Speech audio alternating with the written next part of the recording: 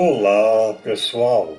Meu nome é Mário Frigeri, sou poeta e escritor e estou convidando vocês para os meus momentos de poesia no YouTube e Facebook. Serão mais de 1000 poemas e mensagens meus e de outros poetas interpretados com muito carinho para iluminar o seu coração. Venham comigo!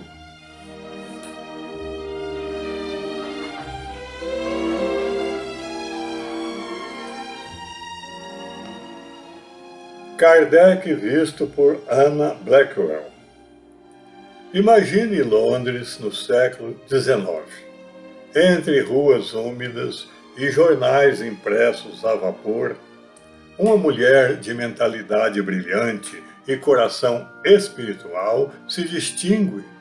Seu nome é Anna Blackwell, jornalista, poetisa e tradutora. Educada, sensível e de alma inquieta, ela via o mundo como um vasto livro aberto. Quando conheceu a obra de Allan Kardec, reconheceu nela um saber que conciliava ciência e fé, razão e amor, e isto era a resposta a seus mais profundos anseios filosóficos. E assim tornou-se a voz inglesa do Espiritismo, traduzindo para o idioma de Shakespeare o livro que abalaria os alicerces do pensamento religioso, o Livro dos Espíritos. Era 1875, 6 anos após a morte de Kardec. A Inglaterra vitoriana se fascinava com as mesas girantes e os médiuns de salão. A França pós-napoleônica ainda tateava entre o positivismo e o misticismo. A religião temia a ciência e a ciência zombava da alma. Nesse cenário dividido, Anna quis mostrar ao público britânico quem era o homem que ousara unir os dois mundos, o físico e o espiritual. Seu texto não é apenas biografia, é acima de tudo um retrato espiritual, nascido do respeito e da amizade que compartilhava com o codificador.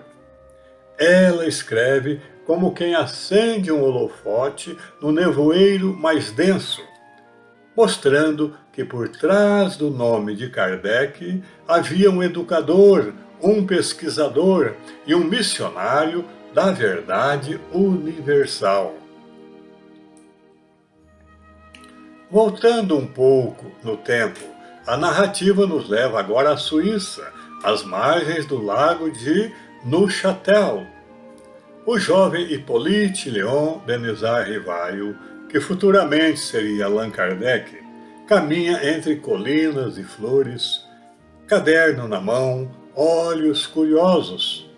Na instituição de Pestalozzi, aprende a pensar por si mesmo e, sem saber, prepara-se para conduzir gerações de seu tempo e do futuro à liberdade do espírito.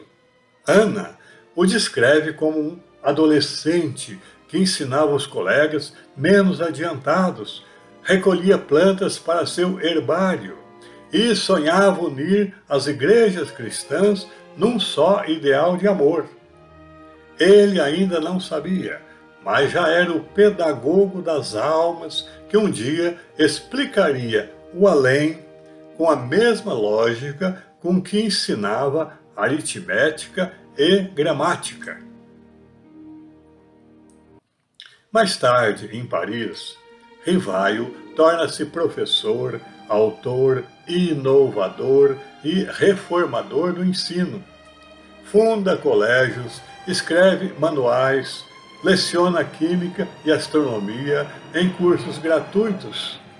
Para ele, educar era iluminar, mas o destino o preparava para um novo patamar no campo do ensino, ou seja, a Cátedra do Infinito. Em 1850, quando a Europa se entretinha com as mesas girantes, Rivaio não riu nem zombou, apenas olhou e pensou. O que movia aquelas tábuas? Seria o vento? Seria uma força elétrica? Ou seriam inteligências ocultas? Cético por natureza, ele investigou. E quando as respostas começaram a vir, lúcidas, morais e universais, percebeu que estava diante de uma nova linguagem entre os dois mundos. Assim, nasceu o missionário Allan Kardec, o nome bretão de um espírito antigo que voltava à cena na Terra. Anna Blackwell narra esse momento com emoção contida. Kardec escreve perguntas, compara respostas de médiuns diferentes, analisa contradições, elimina fantasias e, passo a passo, constrói o Livro dos Espíritos, ditados a muitos médiuns e confirmado pela universalidade das vozes do invisível. Era a ciência do espírito, nascendo com método, razão e humildade. A doutrina não se impunha, disponibilizava-se. Não exigia fé cega, simplesmente convidava à reflexão. Por isso, quando o livro foi lançado em 1857, resplandeceu como uma nova alvorada. Milhares de almas reconheceram naquele texto a lógica divina que faltava ao mundo. Ana faz a descrição física e moral de Kardec. Ele era de estatura média, cabeça larga, olhos cinzentos e expressão calma. Era simples, sereno, sem vaidade. Amava o trabalho e desprezava o luxo. Vivendo modestamente, dedicava cada ganho pessoal à causa espírita. Sua esposa, Amélie Boudet, foi sua contraparte luminosa, auxiliando-o em silêncio, partilhando-lhe as noites de estudo e as horas de desvelo. Nos últimos anos, ele planejava a fundação de uma sociedade que perpetuasse suas obras. Mas, em 31 de março de 1869, ao amarrar papéis em sua mesa de trabalho, o coração cedeu. Partiu sem dor, sem suspiro, sem alarde, apenas atravessando o véu que tantas vezes descrevera em suas obras. No cemitério de Montmartre, em Paris, amigos se reuniram em lágrimas para a despedida. Depois, seus despojos mortais foram trasladados para o cemitério Père-Lachaise, sob um dolmen druídico que simbolizava lembranças de vidas passadas. Ana encerra sua biografia dizendo que a morte de Kardec não só não deteve o movimento, como o ampliou. Hoje, quem lê as palavras dessa biógrafa sente o mesmo sopro divino que guiou o mestre de Lyon. Kardec não codificou apenas um corpo doutrinário universal, codificou o diálogo entre Deus e a razão humana.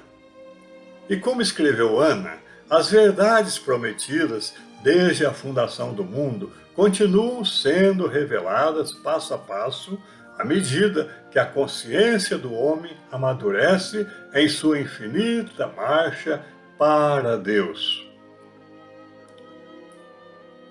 E assim termina a nossa viagem, da Suíça à França, de Paris a Londres, de Ana a você, caro amigo internauta. A luz do Espiritismo jamais se apagou. Kardec vive no progresso da ciência, na ética do amor e na razão que se espiritualiza. Anna Blackwell viu Kardec com os olhos do futuro, e nós, que agora o relembramos, vemos nele o primeiro arquiteto do mundo espiritual moderno. Que essa biografia escrita por uma inglesa dedicada à ideia nova desperte em cada coração o mesmo desejo que movia Allan Kardec: conhecer para crer com lucidez, crer para amar com consciência e amar para servir com alegria.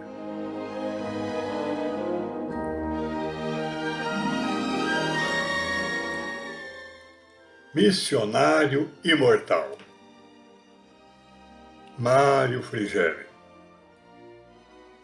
À mesa, entre papéis, findou sereno, o coração referto e satisfeito.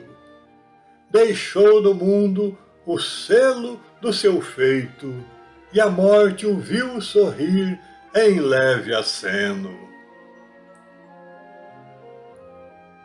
Do corpo a luz subiu por fio ameno, colhendo estrelas do labor perfeito. E a terra, olhando o céu, num doce preito, cantou um hino puro e extraterreno. Não foi profeta em púlpito ou coroa, mas servidor da lógica que entoa o evangelho da luz sem véu ou rito. E o tempo grava em fogo na memória um nome augusto no panteão da história: Allan Kardec, o mestre do infinito.